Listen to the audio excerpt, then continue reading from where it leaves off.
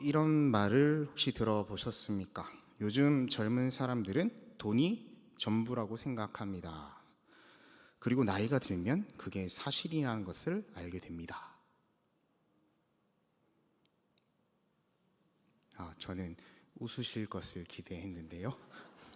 아일랜드 출신의 작가 오스카 와일드라는 사람의 말입니다. 오늘 현실을 딱 꼬집어서 이야기하는 말 같지요. 그런데 놀라운 것은 그가 이 말을 했던 그때가 무려 150여 년 전인 19세기였다는 사실입니다. 그때나 지금이나 세상 흘러가는 모양은 비슷했던 것 같습니다. 돈이 전부라고 생각합니다. 나이가 들면 그것이 사실이라는 것을 알게 됩니다. 우리는 세상 돌아가는 것을 보며 돈이 많으면 행복하고 별 고민이 없고 흔히 구김살이 없다고도 이야기를 합니다. 돈이면 다 된다는 이야기처럼 들리기도 하죠. 이제는 개천에서 용난다는 말은 실현 가능성이 매우 낮은 말 같습니다. 모두가 이 말을 인정하지 못하는 현실이 참 우프기만 합니다. 열심히 노력하면 살만한 집을 하나 장만할 수 없는 것이 우리가 살아가는 오늘날의 이 대한민국의 현실이기도 합니다. 그러니 젊은이들은 희망을 잃고 돈을 벌기 위해 위험하지만 있는 것을 끌어모아 투자를 감행하기도 하죠. 한편 처음부터 좋은 재력을 선물로 받아 태어난 사람들, 그 사람들을 향하여 질투하기도 하며 시기하기도 하는 모습들 우리는 종종 보고는 합니다. 그런데 이것이 세상에서만 일어나는 일이 아니라 오늘 우리의 신앙 공동체 안에서도 일어나고 있는 일이라면 우리는 어떻게 해야 할까요? 본문 1절과 2절의 말씀을 함께 읽었으면 합니다. 아람 왕의 군대 장관 나아만은 그의 주인 앞에서 크고 존귀한 자니 이는 여호와께서 전에 그에게 아람을 구원하게 하셨음이라. 그는 큰 용사이나 나병 환자더라.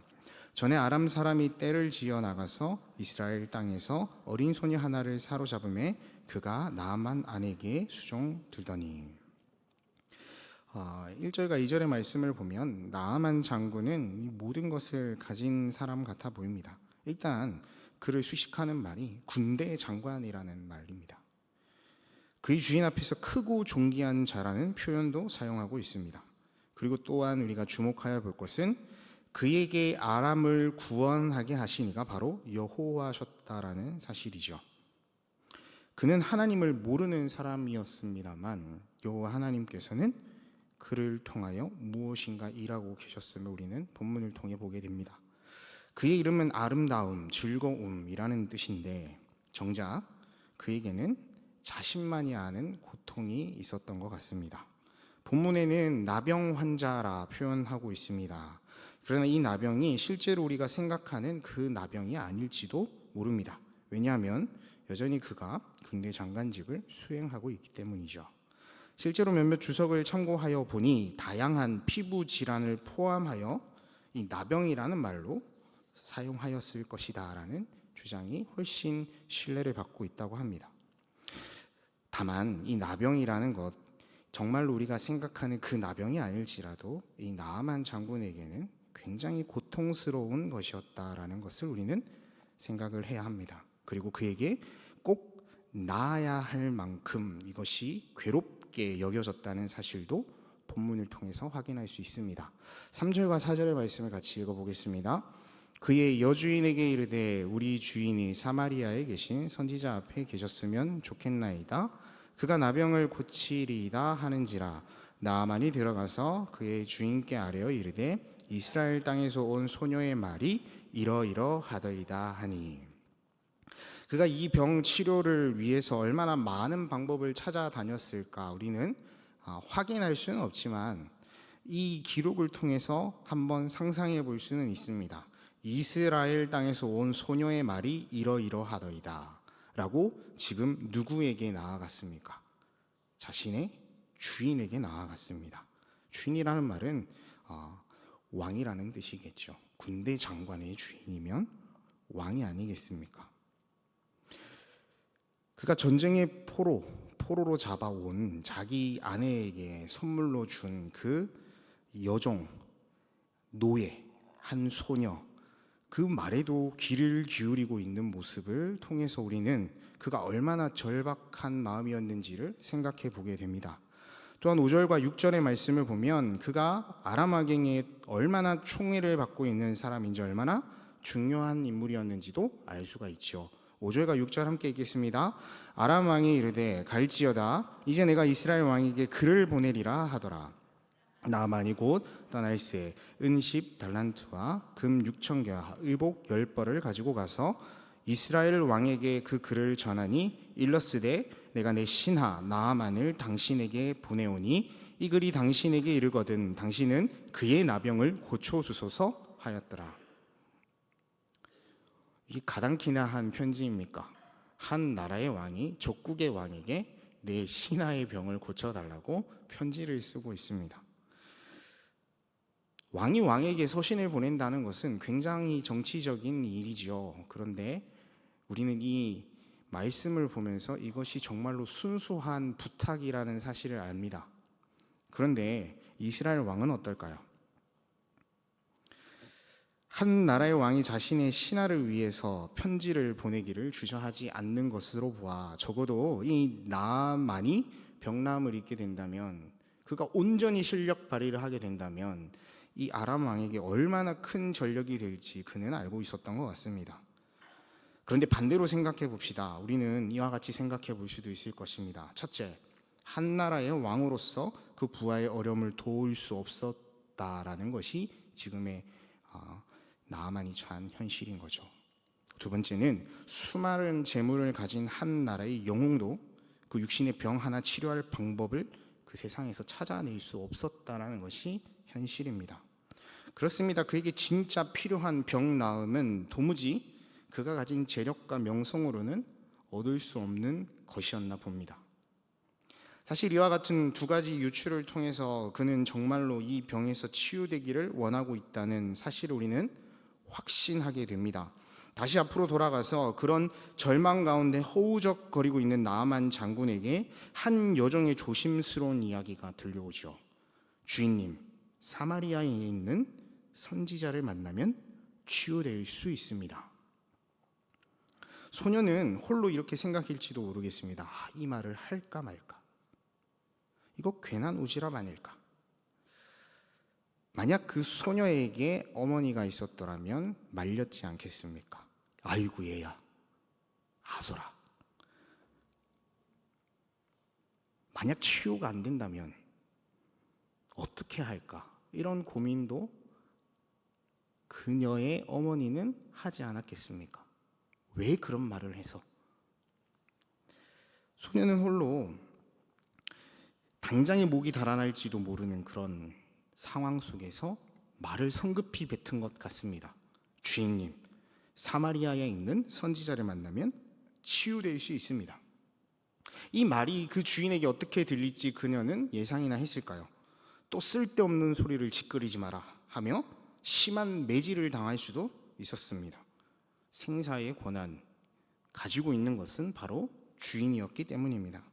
또 한편으로는 이렇게 생각해 볼 수도 있겠습니다. 왜 이 소녀는 나만 장군에게 가서 이 선지자에 대한 이야기를 했던 것일까?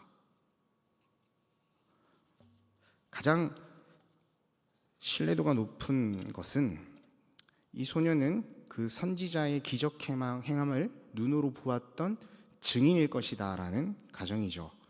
이것이 만약에 맞는 가정이라면 놀라운 기적을 행했던 그 선지자에게 주인의 피부병 정도는 너무 손쉽게 나을게 할 만큼의 아주 사소한 문제라는 확신이 그녀에게 있었을 것입니다. 또 이런 생각을 한번 해보면 어떻겠습니까? 그녀는 이스라엘 사람이고 붙잡혀온 종이죠. 나아만은 자신을 노예 삼은 저주받아 마땅할 원수가 아니겠습니까? 사실 그녀가 그를 도울 이유는 전혀 없습니다. 입을 다물고 있더라고 하더라도 주인이 너 왜 사마리아 선지자에 대한 이야기를 나에게 하지 않았니? 라고 물을 방법은 없습니다. 심지어 나를 노예로 만들어 부리고 있는 이 원수, 그 원수를 왜 도와야 하겠습니까? 본문 앞장을 보면 이런 이야기가 나옵니다. 빚을 갚지 못해서 나의 아들들을 데려다 종으로 삼으려 합니다 하고 절규하고 있는 한 과부의 이야기죠. 누군가의 자녀를 빼앗아 나의 종으로 삼는다면 그 자녀를 빼앗긴 부모는 철천지 원수로 그를 생각하지 않겠습니까? 부모도 그러할 터인데 정작 당사자인 자신은 어떠할까요? 당장이라도 쳐 죽이고 자유를 얻고 싶은 그런 마음이 이 소녀에게 있지 않았겠습니까? 그리고 그 원수된 자가 이 아람 나라의 아주 유망한 자라면 내가 내 손으로 그를 없애고 설령 내가 죽더라도 이 소문이 이 고향 땅에 들린다면 그 땅에 살고 있는 나의 가족, 나의 부모는 좋은 자리 하나 얻을 수 있지 않을까? 내가 살신성인하리라 이런 마음 가질 수 있지 않겠습니까? 그러나 우리는 앞서 1절 말씀을 통해서 여호와께서 전에 저로 아람을 구원하게 하셨음이라는 말씀을 봅니다. 그런 이번에도 이와 같은 괄호를 한번 넣어보는 것이죠. 여호와께서 이 여종에게 말씀하게 하셨음이라. 이렇게 한번 생각해 본다면 나아만에게 이 소녀의 말은 하나님의 음성이 되는 셈입니다. 그리고 이 소녀에게 일어난 이 나아만에게 말을 해야겠다라는 마음은 하나님의 음성이 되는 것이죠. 원수를 용서하며 유일하게 나음을 입을 수 있는 방법을 일러주는 하나님의 은혜의 통로로서의 역할을 이 소녀가 하고 있는 것이 아니겠습니까? 성경에는 이름도 옳게 기록되지 않은 이 종된 소녀를 통해서 하나님은 한 나라의 유망한 자를 고치시는 일들을 계획하고 계셨던 것입니다. 그런데 이와 대조적인 한 사람이 등장합니다. 누구입니까? 바로 옷을 쉽게 찢는 이스라엘의 왕이지요. 본문 7절을 한번 같이 읽어보겠습니다. 이스라엘 왕이 그 글을 읽고 자기 옷을 찢으며 이르되 내가 사람을 죽이고 살리는 하나님이냐? 그가 어찌하여 사람을 내게로 보내 그의 나병을 고치라 하느냐? 너희는 깊이 생각하고 저 왕이 틈을 타서 나와 더불어 시비하려 함인 줄 알라 하니라. 당시 이스라엘과 아람은 오랜 기간 동안 정기적인 갈등을 겪고 있었을 것인데 아까도 말씀드렸지만 이 편지가 이스라엘 왕 입장에서는 굉장히 정치적으로 보였을 것입니다. 그러한 불신과 불안한 상황 속에 이렇게 생각하는 것이 당연하지요. 어느 날 갑자기 자신에게 날라온 서신, 글은 그 서신을 읽자마자 머리가 지끈거리게 되었습니다. 아람 왕의 소개장과 요구서, 그리고 그의 군대 장관에게 맡긴 그의 선물. 이스라엘 왕의 입장에서는 도무지 이해가 되지 않았을 것입니다. 의미가 뭐지? 어떤 속셈을 가지고 있는 것이 분명하다. 내가 하나님이 아닌데 어찌 저 병을 낫게 하란 말이냐? 이것을 비밀로 우리에게 전쟁을 일으키고자 하는 꼼수가 아니겠느냐? 급기야 자기 옷을 찢으면 자기 스스로를 내가 하나님이냐? 외치고야 말았습니다. 하나님의 나라로 세워진 이스라엘, 그 가운데 특별히 그 땅을 다스리는 왕이 하나님의 뜻과 계획에 전혀 감을 잡지 못하고 있는 모습입니다. 한 무명의 어린 소녀의 말을 통해서 일하시는 하나님의 그 일하심은 왕에게는 도무지 찾아내지 못하고 왕에게는 전혀 보이지 않는 것을 우리는 보게 됩니다. 그러면 무엇 때문일까요? 이 소녀와 왕이 비교되는 까닭 말입니다. 함이 간번 생각해 보자면 한 개인의 아픔과 상처에 공감하고 가여 여기는 마음이 소녀에게는 있었으나 이 왕에게는 없었던 것이 아닐까 결론 내려볼 수도 있겠습니다. 그에겐 온 나라의 통치권이 있었지만 한 사람의 아픔을 내다보는 그 마음은 없었던 것이다 생각해 보게 되죠. 그 나라 백성 중에 한 사람이었다면 그 왕의 마음이 달랐을까? 아니요, 그렇지 않았을 것입니다. 때때로 우리는 이와 같이 지극히 우리 주변에 일어나는 상황과 환경에 우리 마음을 두지 못할 때가 참 많습니다. 하나님이 진짜 보기를 원하시는 것을 보지 못할 때가 참 많은 것 같습니다. 매주일 하나님의 성전에 오르고 있지만 하나님께서 진짜 나를 통해 이루어 가실 일에 대해서 단 1%라도 기대함을 가진 채로 이 자리에 앉아 있는다면 하나님은 그 1%를 사용하실 텐데 말입니다. 몇 주간 우리가 요한계시록의 말씀을 통해서 하나님이 우리를 위해 이미 열어두신 그 열린 하늘 아래에 우리가 살아가고 있음을 목사님의 입술을 통해서 들었습니다. 주님이 가르쳐 주신 기도의 내용처럼 하늘에서 하나님의 뜻이 이루어졌듯이 이 땅에서도 우리를 통해 하나님의 뜻이 이루어지는 기도를 우리는 드리고 있지만 어느샌가 내 상황과 내 기도의 제목들에만 주목하여 나의 구할 것과 나의 필요만 하나님 앞에 잔뜩 아뢰고 있지는 않습니까? 교회는 성도들의 모임이고 그 안에 우리는 예수 그리스도의 몸을 구성하는 각 지체들인데 우리 몸 어디가 가렵거나 가시가 찔리면 아주 작은 아이도 아빠 여기 긁어줘요 라고 이야기를 하는데 주님의 몸된 교회 안에서 상처가 생기고 환부가 커져가는데도 우리는 그것을 바라보지 못하고 여전히 내가 주목하는 그 작은 일에만 시선을 빼앗기고 있지는 않습니까? 이 시간 우리는 이렇게 한번 물어보았으면 합니다. 주님, 저는 소녀입니까? 이스라엘의 왕입니까? 하나님, 저 소녀처럼 살기를 원하십니까? 아니면 저 왕처럼 다스리기를 원하십니까? 그렇습니다. 우리는 왕도 아니고 종도 아니고 그렇다고 유력한 자도 아니고 돈이 많은 사람들도 아니죠. 그러나 우리는 하나님의 백성입니다. 그런 우리에게 무엇보다 가득한 것, 예수 그리스도의 이름이 아니겠습니까? 우리는 이 이름을 가지고 무엇을 해야 하겠습니까? 이 이름을 통해서 일하기 원하시는 하나님의 뜻이 무엇인지 우리는 물어야만 합니다. 예수 그리스도의 이름을 통해서 하나님은 우리가 누군가에게 나음을 입도록 하는 사람이 되기를 원하십니다. 또한 나음을 입는 자가 되기를 원하고 계십니다. 하나님께서 우리가 먼저 나음을 입기를 원하신다면 그렇다면 우리는 어떤 상태에서의 나음을 입어야 할까요?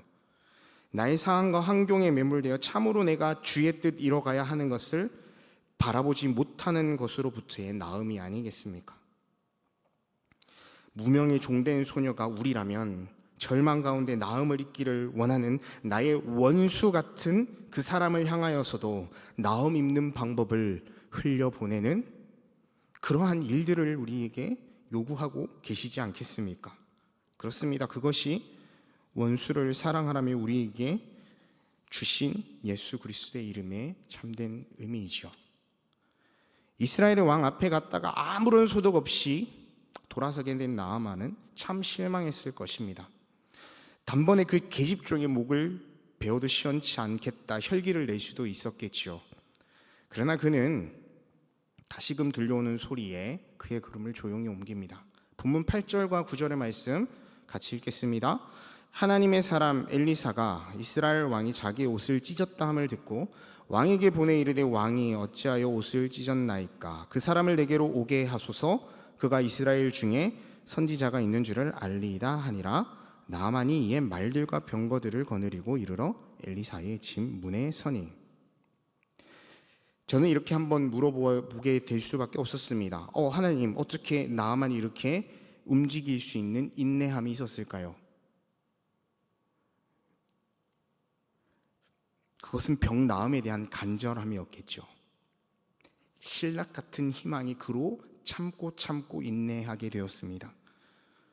그는 말들과 병거를 거느리고 있었지만 참고 인내하고 그 하나님의 사람의 집 앞에 섭니다. 우리는 때때로 나아만처럼 하나님 앞에 그 간절함을 가지고 서야 하겠습니다. 그러나 그때 나에게 필요한 것과 나에게 해결되어야 하는 상황에 대한 간절함보다는 하나님, 이 간절한 이 상황을 저에게 주시는 하나님의 진짜 뜻이 무엇입니까?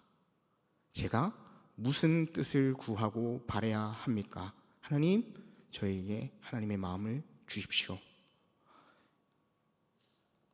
주님, 제가 듣기를 원합니다. 이와 같은 하나님의 뜻을 간절히 원하는 그 간절함이 필요하지 않겠습니까? 하나님께서는 나아만에게 그 간절함을 허락하신 것 같습니다. 왜냐하면 그를 보다 나은 믿음으로 하나님이 인도하시기로 작정하셨기 때문이죠. 본문 10절과 12절의 말씀 함께 읽겠습니다. 엘리사가 사자를 그에게 보내 이르되 너는 가서 요단강에 몸을 7번 씻으라. 내 살이 회복되어 깨끗하리라 하는지라. 나아만이 노하여 물러가며 이르되 내 생각에는 그가 내게로 와서 서서 그의 하나님 여호와의 이름을 부르고 그의 손을 그 부위 위에 흔들어 나병을 고칠까 하였도다. 다메섹 강 아바나와 바르발은 이스라엘 모든 강물보다 낫지 아니하냐? 내가 거기서 몸을 씻으면 깨끗하게 되지 아니하랴 하고 몸을 돌려 분노하여 떠나니. 나아만이 분노할 만하다고 저는 생각합니다. 어렵게 엘리사의 집 앞에까지 찾아갔지만 그의 문전박대는 너무 자존심이 상했습니다. 하물며 그가 일러주는 방법은 자신이 생각했고 꿈꿨던 방법이 아니었습니다. 그는 솔직하게 자기의 마음을 이야기합니다. 내 생각에는 그가 내게로 와서 서서 그의 하나님 여호와의 이름을 부르고 그의 손을 내 부위에 흔들어야 하지 않겠느냐.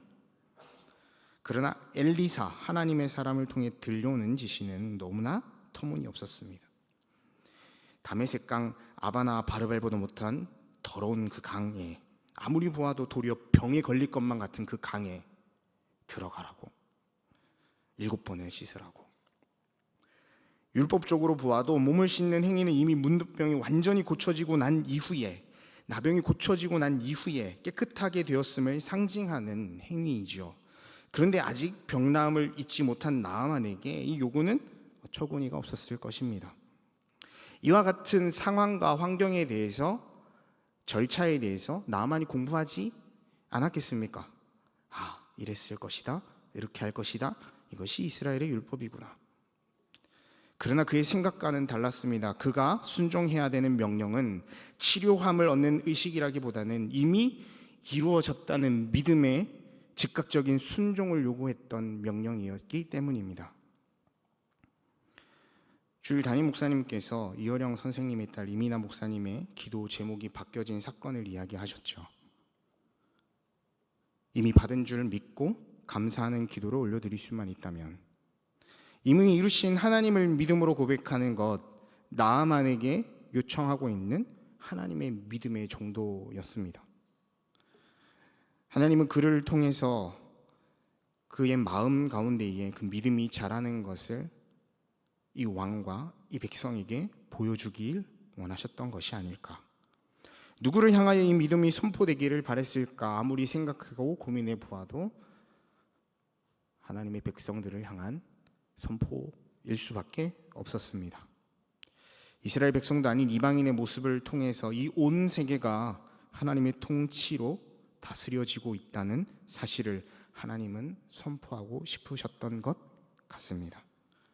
강물이 깨끗하고 깨끗하지 않고는 하나님 앞에서는 문제가 될 것이 아닙니다. 하나님이 하겠다 하시면 그것이 설령 똥물이라도 치료되지 않았겠습니까? 하나님께서는 우리에게 이와 같은 자리에 서기를 요청한다고 이 말씀을 통해서 저는 생각하게 되었습니다. 이제 연말이 되죠. 크리스마스가 되면 아이들은 부모님께 선물 하나씩 받기를 소망하지요. 부모님은 아이들을 생각해서 아이에게 필요한 것 주고 싶어 하실 것입니다. 따뜻한 장갑, 목도리, 맛있는 음식들, 건강에 좋은 것들. 저희 부모님도 제가 기침을 하면 뭔가를 하나 고아서 줘야 되지 않을까라는 이야기를 참 많이 하십니다. 그러나 저는 너무너무 싫다고 말씀드리죠. 오히려 저는 고기 같은 것 좀 주시면 좋겠습니다. 이야기하곤 합니다. 아이들에게는 내게 유익한 이 부모님의 선물보다는 내 눈앞에 있는 장난감이 더 좋고 공룡 젤리가 더 좋습니다. 설탕이 잔뜩 들어간 과자들이 훨씬 갖고 싶고 탐스러워 보이죠. 그렇다면 성탄을 기다리는 하나님의 자녀들, 삼덕의 교회의 우리 모든 성도들에게 하나님은 어떤 선물을 주기를 원하실까요? 나만에게 주신 하나님의 선물은 눈앞의 상황과 환경으로 인해 판단하는 자기 의지가 아니라 모든 역사를 주관하시는 하나님에 대한 확고한 믿음이었습니다. 그리고 그 믿음, 저와 우리 모든 성도님들에게 이 시즌, 이 날 하나님은 선물로 주기를 원하고 계시지 않겠습니까? 본문 13절과 14절의 말씀을 같이 읽겠습니다.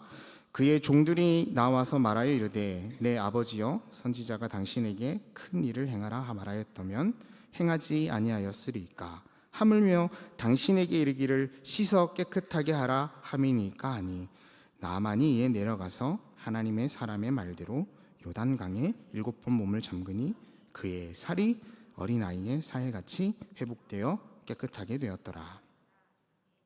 나아만에게 들려온 목소리는 또다시 종들의 목소리였습니다. 내 아버지여, 어찌하여 이 큰 일도 아닌 것을 두고 고민하시나이까? 하물며 그것이 큰 일이었더라도 내 아버지여 행하지 않으셨겠나이까? 그들의 이 중언은 얼마나 대담한 결정이었을까요? 7번 담궜다 뺐는데 그 몸이 그대로였더라면 종들의 목은 달아나고 없었을 것입니다. 생각해 보건대 그 종들 역시 엘리사를 통해 하나님을 아는 자들이 아니었을까요? 하나님은 어쩌면 가장 낮은 자리에 있는 목소리들을 통해서 이 나만 장군의 놀라운 선물을 주고 계신다는 생각을 하게 됩니다. 그는 그 종의 목소리에 귀를 기울였고 그 선물을 받아 누리는 자가 되었지요. 15절 말씀을 한번 같이 읽겠습니다. 나아만이 모든 군대와 함께 하나님의 사람에게로 돌아와서 그의 앞에 서서 이르되 내가 이제 이스라엘 외에는 온 천하에 신이 없는 줄 아나이다. 청하건대 당신의 종에게서 예물을 받으소서 하니. 나아만이 모든 군대와 함께 하나님의 사람에게로 왔고 그의 앞에 서서 이와 같이 고백합니다. 이스라엘 외에는 온 천하에 신이 없는 줄 아나이다. 내가 아나이다. 청하건대 당신의 종에게서 예물을 받으소서. 자기 스스로를 종이라 고백하고 있습니다. 이것이 무슨 고백입니까? 하나님만이 유일한 전능자이심을 내가 이제 믿나이다 하는 고백이 아니겠습니까? 온천하에 하나님 외에는 신이 없다라는 사실에 고백하고 있지 않습니까? 그리고 당신의 종에게서 예물을 받으라 간청하고 있습니다. 이 나만의 고백이 일어나기까지 가장 중요한 역할을 했던 이들이 누굽니까? 종들이죠. 이름 없는 여종과 주인인 하나님의 사람의 명령대로 따를 것을 내 아버지여 하며 간청했던 종들이었습니다. 우리는 다시금 하나님 앞에 이 종된 모습으로 돌아갔으면 합니다. 말을 한번 바꿔볼까요? 종된 자리로 돌아간다는 것은 하나님을 우리 마음의 주인의 자리에 두었으면 한다는 것입니다. 젊었을 때는 돈이면 다 되는 줄 압니다. 나이가 들다 보니 그것이 진짜라고 생각하게 됩니다. 아니요, 그렇지 않습니다. 하나님이 우리의 주인 되신다면 나의 상황과 환경이 비록 누추하고 좋지 못하더라도 주님, 내가 만족합니다 라는 고백을 우리가 하나님 앞에 올려드리기를 원하고 계십니다. 그렇게 우리가 고백할 때라야 하나님은 우리를 통하여 일하실 것입니다. 우리의 말과 행동과 마음을 통해 내 주변에 누군가가 나만처럼 하나님이 온 천하 만물의 창조주이심을 고백하는 놀라운 역사를 경험하게 되는 그 기쁨을 맛보게 될 것입니다. 다만 하나님의 뜻을 구할 때 우리는 그 누구보다 긍휼한 마음으로, 낮은 자의 마음으로 나아갔으면 합니다. 왜냐하면 우리 주님께서 그렇게 하셨기 때문이죠. 세례 요한에게 오셔서 세례를 받으실 필요가 없는 그분이 왜 제사함의 세례를 뒤집어 쓰셨습니까? 세례 요한은 내가 당신의 신들기도 감당하지 못하겠나이다 만류하였지만 우리 주님은 이와 같이 말씀하십니다. 우리가 이와 같이 하여 모든 의를 이루는 것이 합당하니라. 또한 따라 내 믿음이 너를 구원하였으니 평안히 돌아가라. 수많은 인파 사이에 옷자락을 만진 여인을 향하여 선포하시는 그 주님의 말씀은 그 여인의 지난 세월의 아픔과 상한 마음을 깨끗이 씻어주는 위로의 말씀이고 공감의 말씀이었습니다. 우리는 이 모습을 기억했으면 합니다. 주님처럼 작은 자의 말에 귀를 기울이는 그런 긍휼한 마음을 우리가 먼저 구했으면 합니다. 그것이 하나님의 뜻 앞에 순종하는 종의 모습이 아니겠습니까? 우리 주님이 그러하셨듯 우리가 종처럼 한없이 낮은 마음으로 하나님 앞에 설 때에 요한복음 15장 15절의 말씀이 우리 귀에 하나님의 음성으로 들릴 것입니다. 이 말씀 함께 읽었으면 합니다. 이제부터 너희를 종이라 하지 아니하리니 종은 주인이 하는 것을 알지 못함이라. 너희를 친구라 하였노니 내가 내 아버지께 들은 것을 다 너희에게 알게 하였습니다. 우리를 종으로 대하지 않으시고 친구로 부르신 주님 앞에 찬양과 영광을 올려드렸으면 합니다. 이 시간 우리가 이 찬양을 함께 하면서 주님, 우리가 주님을 섬기는 것에 후회함이 없습니다 고백하는 진실된 모습으로 나아갔으면 합니다. 함께 찬양 올려드리겠습니다.